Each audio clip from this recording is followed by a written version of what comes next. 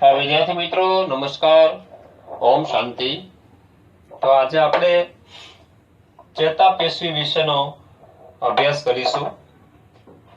તો પ્રશ્ન છે આજનો, ચેતાપેશી વિશે નોંધ લખો। તો ચેતાપેશી બદલાતી અવસ્થાઓ પર મહત્તમ નિયંત્રણ માટે પ્રતિચાર દર્શાવે છે। તો મિત્રો જાણીએ છીએ આપણે કે ચેતાપેશી છે એ શરીરની અંદર નિયંત્રણ અને સંકલનનું કાર્ય જે છે ચેતાતંત્ર દ્વારા થાય છે। આ ચેતાતંત્રનો રચનાત્મક અને ક્રિયાત્મક એકમ જેને આપણે ચેતાકોષ કહીએ છીએ, તો આ ચેતાકોષ છે બરાબર છે, એ ભેગા મળી અને ચેતાપેશી અને ચેતાતંત્રની રચના કરે છે।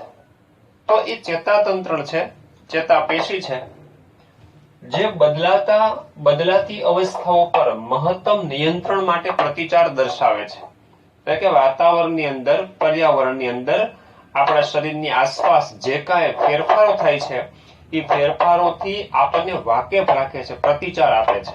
દાખલા તરીકે ચાલો કે ભાઈ વાતાવરણની અંદર ખૂબ જ ગરમી થાય છે, ખૂબ જ ઠંડી પડે છે, તો એની અસર આપણે અનુભવી શકીએ છીએ અને એના નિયંત્રણ અને પ્રતિચાર માટે આપણે યોગ્ય પગલાં લઈએ છીએ કે ભાઈ આપણને ઠંડી લાગે છે તો આપણે ગરમ વસ્ત્રો પહેરીએ છીએ, બરાબર। ગરમીથી બચવા માટે ઠંડકવાળા વાતાવરણનો સહારો લઈએ છીએ, તો એ આપણા શરીરનો પ્રતિચાર છે। તો ચેતાપેશી બદલાતી અવસ્થાઓ પર મહત્તમ નિયંત્રણ માટે પ્રતિચાર દર્શાવે છે। ચેતાપેશી ચેતાકોષ અને ચેતાધાર કોષોની બનેલી છે। એટલે આ એક ચેતાકોષ છે, સમજી લો। તો આ એક ચેતાકોષ અને એની આજુબાજુ આવા કેટલાય ચેતાધાર કોષો આવેલા હોય છે।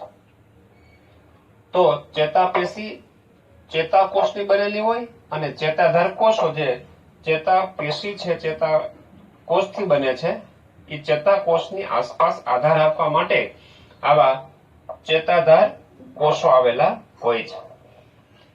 ચેતાકોષ તો કે ચેતાતંત્રનો પાયાનો એકમ છે, બરાબર। આ ચેતાકોષ છે ચેતાતંત્રનો પાયાનો એકમ છે।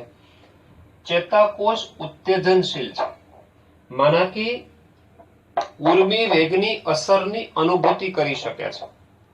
માની લો કે કોઈ ગરમ વસ્તુ પર અચાનક આપણો હાથ પડી જાય છે, તો આપણો હાથ ત્યાંથી તરત જ આપણે લઈ લઈએ છીએ, કારણ કે એ ગરમ વસ્તુની ઉત્તેજના આપણા હાથને સ્પર્શ થવાથી ચેતાકોષ છે એ ઉત્તેજિત છે અને આપણને એની અનુભૂતિ કરાવે છે, એટલે આપણે ત્યાંથી હાથ છે લઈ લઈએ છીએ।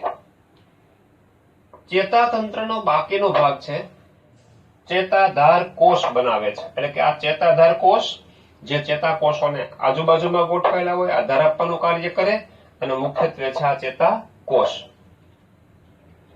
તથા ચેતાકોષને રક્ષણને આધાર આપવાનું કાર્ય કરે છે। એટલે કે જે ચેતાધાર કોષ છે એ ચેતાકોષને રક્ષણ અને આધાર આપવાનું કાર્ય કરે છે, કારણ કે ચેતાધાર કોષો છે ચેતાકોષની આજુબાજુ ગોઠવાયેલા હોય, એટલે ચેતાકોષને રક્ષણ આપે અને આધાર આપવાનું કાર્ય કરે છે।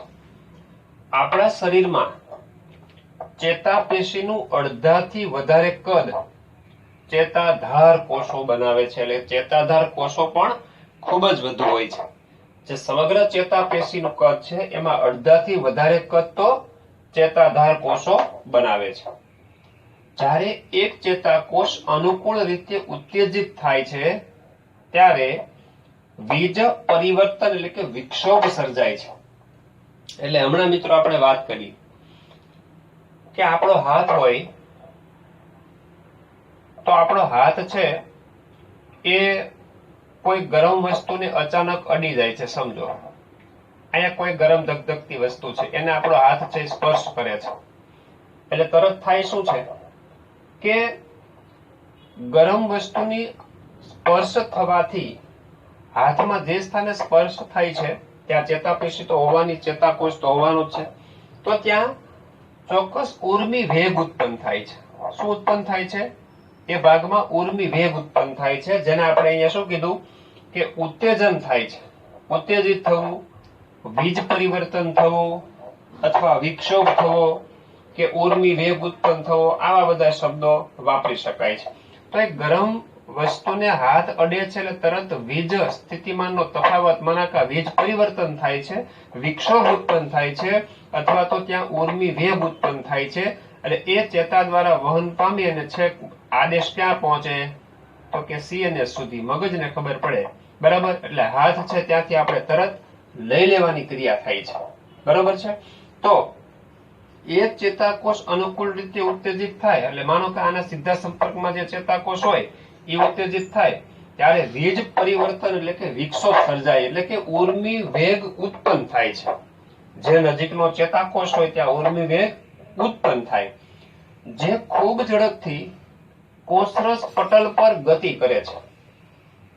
એટલે કે ચેતાકોષનો કોષરસ પટલ હોય તેના પર ગતિ કરે છે. એટલે આ ચેતાકોષ છે, તો આ ચેતાકોષની જે આ દિવાલ છે મિત્રો, આ કોષરસ પટલ છે. બરાબર, આ બોર્ડર છે બધી કોષરસ પટલ છે, આખો ચેતાકોષ છે. તો એ કોષરસ પટલ પર ઝડપથી ગતિ કરે છે. એટલે ઉર્મી વેગ છે એ કોષરસ પટલમાં આ રીતે ગતિ કરે છે, આ દિશામાં. બરાબર, આ ચેતાકોષ છે. તો ચેતાકોષનો જે આ ભાગ છે ગોળાકાર ભાગ, બરાબર, આને કોષકાય કહેવામાં આવે છે. અને આ એક મોટો તંતુ છે, પ્રવર્ધ છે, એને ચેતાક્ષ કહેવામાં આવે છે. ચેતાક્ષ અથવા એને અક્ષતંતુ પણ કહેવામાં આવે છે, અક્ષતંતુ. બરાબર, અને આ બધા જે પ્રવર્ધો છે કોષકાયની આજુબાજુ નીકળે છે એ નાના પ્રવર્ધો છે, એક છે મોટો છે. તો નાના જે પ્રવર્ધો છે મિત્રો એને શિખાતંતુ કહેવાય, અને એક મોટો પ્રવર્ધ નીકળે છે એને ચેતાક્ષ અથવા અક્ષતંતુ કહેવાય. તો ઉર્મી વેગ જે ઉત્પન્ન થાય હંમેશા કોષકાયથી આ અક્ષતંતુમાં વહન પામે. બરાબર છે, કોષકાયમાંથી અક્ષતંતુ તરફ વહન પામે અને આ જે પશ્વ છડો કહેવાય, બરાબર, આઉટપુટ ઝોન કહેવાય. અહીંથી ઉર્મી વેગ બીજા કોષની અંદર દાખલ થાય તો આ વિસ્તાર છે ને આઉટપુટ ઝોન કહેવાય. બરાબર, તો એ દિશામાં કોષરસ પટલમાં ગતિ કરે છે. તો શું વાત કરીએ આપણે કે ઉત્તેજન થાય ત્યારે વીજ પરિવર્તન એટલે કે વિક્ષોભ સર્જાય, માનાકા ઉર્મી વેગ ઉત્પન્ન થાય.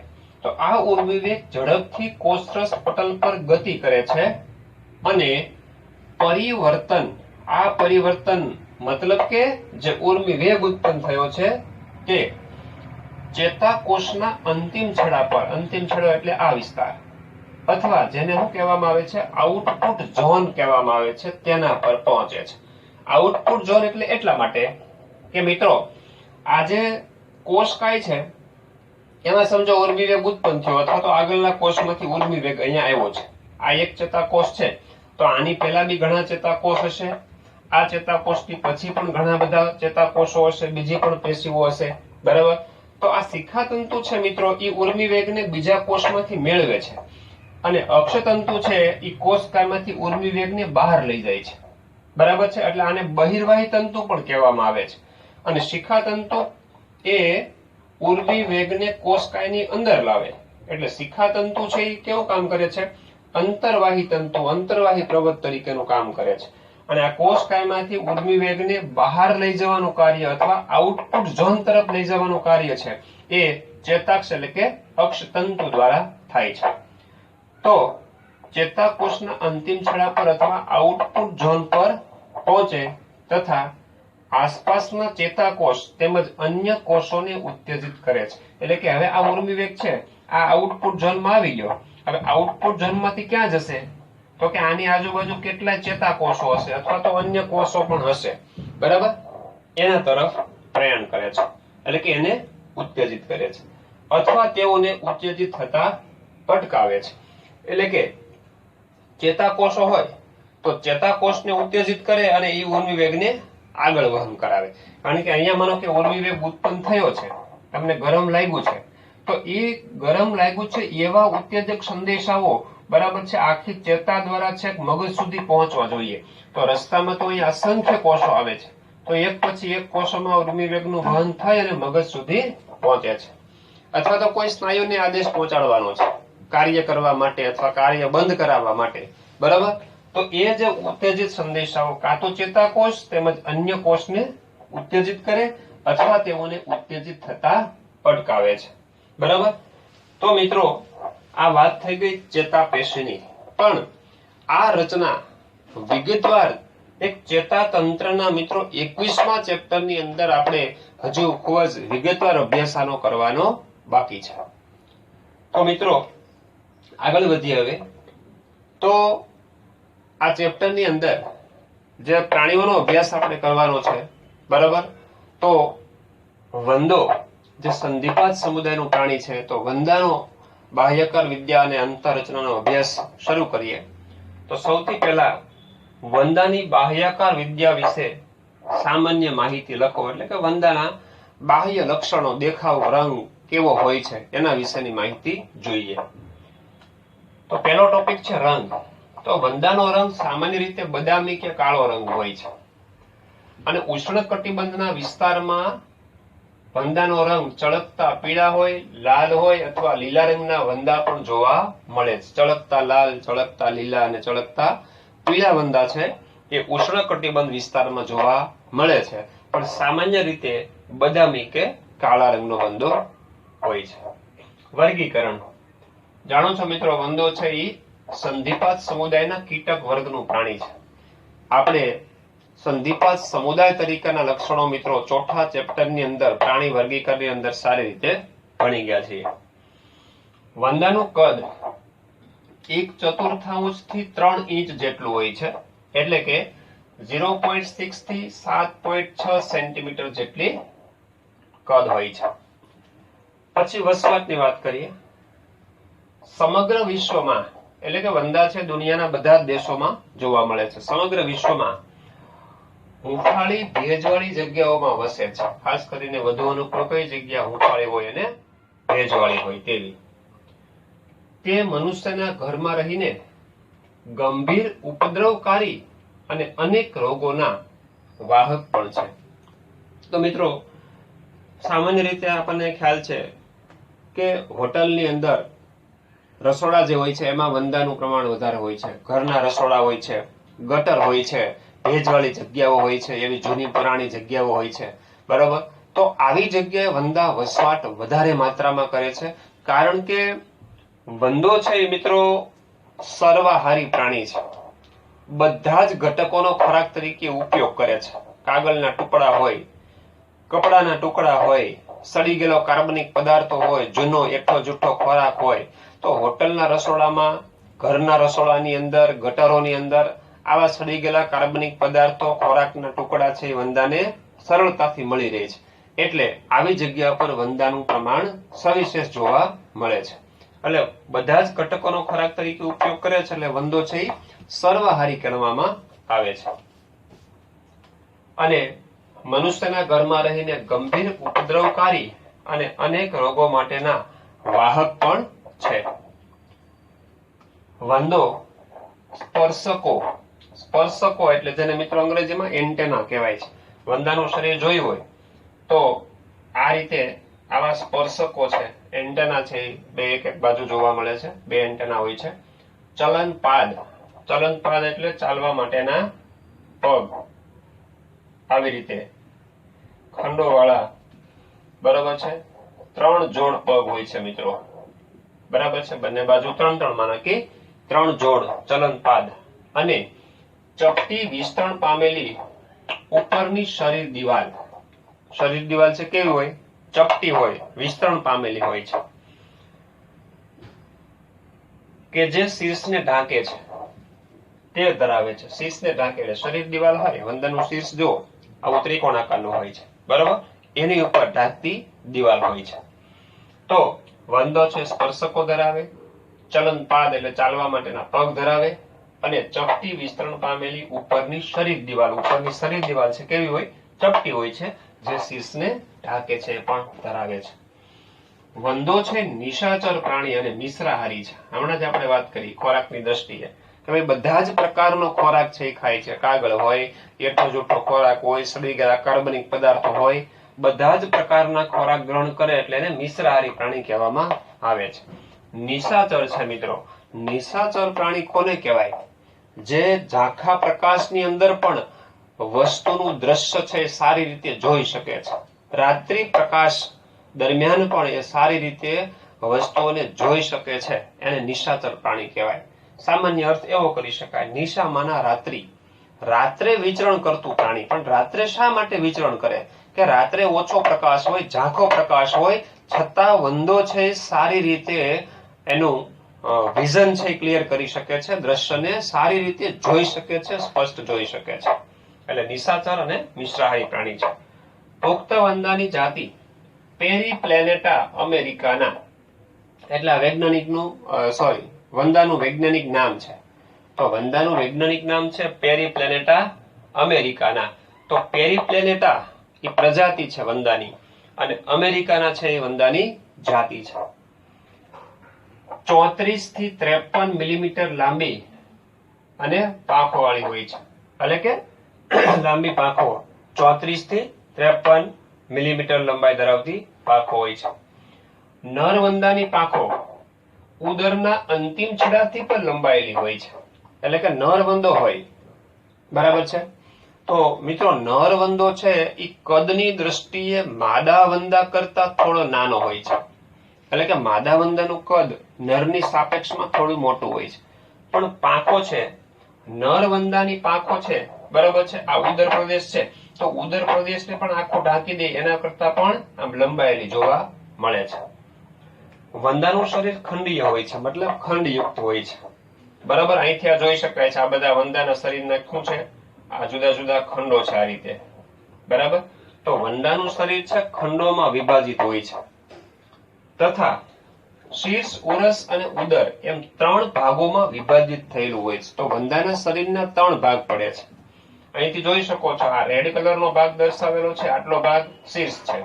પછી અહીંથી આટલો જે ભાગ છે ગ્રીન કલરના ભાગ દર્શાવેલા એ ઉરસ પ્રદેશ છે, અને અહીંયાથી આ જે નીચેનો ભાગ છે એ ઉદર પ્રદેશ છે. તો વંદાનું શરીર છે સ્પષ્ટ 3 ભાગમાં વિભાજિત છે, શીર્ષ, ઉરસ અને ઉદર પ્રદેશ. સમગ્ર શરીર મજબૂત કાઇટિન યુક્ત બાહ્ય કંકાલ જે કથ્થઈ રંગનું હોય છે એનાથી ઢંકાયેલું હોય છે. તો મિત્રો જાણીએ છીએ આપણે સંધિપાદ સમુદાયના પ્રાણીમાં વંદો આવે તો એનું બહિર્કંકાલ છે એ કાઇટિન નું બનેલું હોય છે. Chitin is one type of polysaccharide, જાણો છો મિત્રો, બરોબર. તો આ કાઇટિન યુક્ત બાહ્ય કંકાલ એટલે કે શરીરની ઉપર બહિર્કંકાલ છે એ કાઇટિનની તકતીનું બનેલું હોય છે, બરોબર. એટલે કે કાઇટિન છે બાહ્ય કંકાલ છે બનેલું હોય, મતલબ કે બાહ્ય કંકાલ છે કાઇટિન યુક્ત બનેલું હોય છે, કાઇટિન યુક્ત પોલિસેકેરાઇડ નું બનેલું હોય, અને એક કથ્થઈ રંગનું હોય છે, બરાબર, જેનાથી શરીર ઢંકાયેલું હોય છે. પ્રત્યેક ખંડમાં બાહ્ય કંકાલમાં પૃષ્ઠક હોય છે. હવે પૃષ્ઠક એટલે શું? હવે આપણે હમણાં વાત કરી કે વંદાનું શરીર છે ખંડોમાં વિભાજિત હોય છે. હવે દાખલા તરીકે ચાલો આ એક ખંડ છે, આ બહારનો એક ખંડ છે, તો એની ઉપર કાઇટિનની આખી એમ તકતી હોય છે, કાઇટિનની પ્લેટ હોય છે, બરાબર. એ પ્લેટને શું કહેવામાં આવે છે? પૃષ્ઠક કહેવામાં આવે છે. પૃષ્ઠક અથવા એને કઠક પણ કહેવાય. પૃષ્ઠક અથવા કઠક. પૃષ્ઠ બાજુએ ઉપરી કવચ, એટલે વંદાની માનો કે આ પૃષ્ઠ સપાટી છે. વંદાની કઈ સપાટી છે? પૃષ્ઠ સપાટી. તો પૃષ્ઠ સપાટી પર આવું તકતીનું આવરણ હોય છે એને ઉપરી કવચ કહેવામાં આવે છે. અને વક્ષ બાજુએ, વક્ષ બાજુ એટલે આ પૃષ્ઠ સપાટી છે તો એની પાછળની બાજુ કઈ સપાટી આવે? વક્ષ સપાટી આવે, બરોબર. એટલે કે વંદો છે આ રીતનું વંદાનું આમ શરીર છે, બરાબર. આ વંદાનું શરીર છે સમજો, બરાબર. તો હવે આ ઉપરની સપાટી છે એને પૃષ્ઠ કહેવાય, નીચેની સપાટી છે એને વક્ષ કહેવાય. તો પૃષ્ઠ સપાટી ઉપર એ તકતી હોય અને વક્ષ સપાટી ઉપર છે પણ તકતી હોય. તો પૃષ્ઠ સપાટી ઉપર જે તકતીઓ હોય છે દરેક ખંડની અંદર કાઇટિનની બનેલી તકતી, એને ઉપરી કવચ કહેવાય. શું કહેવાય? ઉપરી કવચ. અને અધો કવચ જે વક્ષ સપાટીએ કાઇટિનની તકતીઓ હોય છે, વક્ષ સપાટી પૃષ્ઠ સપાટીની પાછળની બાજુએ પણ આવી તકતીઓ હોય છે, એને શું કહેવામાં આવે છે મિત્રો? અધો કવચ કહેવામાં આવે છે. તો પૃષ્ઠ સપાટીએ ઉપરી કવચ અને વક્ષ બાજુએ અધો કવચ. આ તકતીઓને શું કહેવાય? બરાબર છે, પૃષ્ઠક કહેવાય અથવા તો કઠકો કહેવામાં આવે છે. ઓકે. આ તકતીઓ એટલે કે પૃષ્ઠ બાજુની ઉપરી કવચ અને વક્ષ બાજુની અધો કવચ, આ તકતીઓ એકબીજા સાથે પાતળા અને લચકાદાર પટલથી જોડાયેલ રહે છે, જેને યોજી કલા અથવા તો સંધિ પટલ તરીકે ઓળખવામાં આવે છે. મિત્રો ધ્યાનથી જોજો, આ પૃષ્ઠ બાજુ એ કઈ તકતી કીધી આપણે? ઉપરી કવચ. એની પાછળની બાજુ એટલે વક્ષ સપાટી. તો વક્ષ સપાટી એ કઈ તકતી હશે? તો કે અધો કવચ. હવે અધો કવચ અને ઉપરી કવચ આ બે આવી ગયા. તો હવે એની બે પાર્શ્વ બાજુ, બંને પાર્શ્વ બાજુ છે એ પાતળી દિવાલથી જોડાયેલ હોય છે. આ બાજુ પણ અને આ બાજુ પણ. એવી રીતે દરેકે દરેક સ્થાને, દરેકે દરેક ખંડની અંદર પાર્શ્વ બાજુએ પાતળી પટ્ટી આવેલી હોય છે, જેને શું કહેવામાં આવે છે? યોજી કલા અથવા તો સંધિ પટલ કહેવામાં આવે છે. તો એમ પણ કહી શકાય કે ઉપરી કવચ અને અધો કવચને સંધિ પટલ દ્વારા એકબીજા સાથે જોડે છે, અથવા તો યોજી કલા દ્વારા એકબીજા સાથે જોડે છે. એટલે કે પાર્શ્વીય પટલ છે. પાર્શ્વની જે સાઈડની વંદાની પાર્શ્વ બાજુની દિવાલની જે પટ્ટીઓ છે મિત્રો, એને કહેવાય યોજી કલા. એ શું કરશે? ઉપર તરફની અને નીચે તરફની જે પટ્ટીઓ હોય છે એ બેને જોડે છે. બરાબર? તો મિત્રો આ વાત થઈ ગઈ વંદાના બાહ્ય લક્ષણોની. આગળની ચર્ચા નેક્સ્ટ લેક્ચરમાં કરશું. ઓમ શાંતિ.